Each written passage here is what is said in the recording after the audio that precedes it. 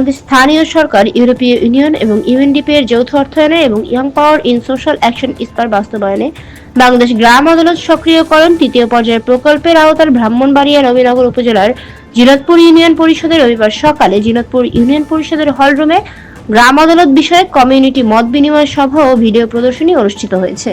এই সময় গ্রাম আদালত বিষয়ক কমিউনিটির মত বিনিময় সভা, ভিডিও প্রদর্শনী অনুষ্ঠানে জিনতপুর ইউনিয়ন পরিষদের চেয়ারম্যান রবিউল আউয়াল রবির সভাপতিত্বে এবং young power in social action ইস্পা বাংলাদেশ গ্রাম আদালত সক্রিয় করেন তৃতীয় পর্যায়ের প্রকল্পের উপজেলা কোঅর্ডিনেটর ওবায়দুল হক সৌরভ।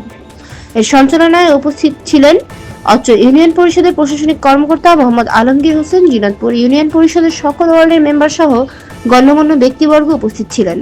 উক্ত সভার সার্বিক তদারকি করেন নবীনগর উপজেলা নির্বাহী কর্মকর্তা রাজীব চৌধুরী। উপস্থিত বক্তারা বলেন, গ্রামাঞ্চলে ছোট ছোট দেওয়ানি ও ফৌজদারি মামলা নিষ্পত্তির জন্য ইউনিয়ন পরিষদের আওতায় যে আদালত গঠিত হয়েছে সেই আদালত হল গ্রাম আদালত।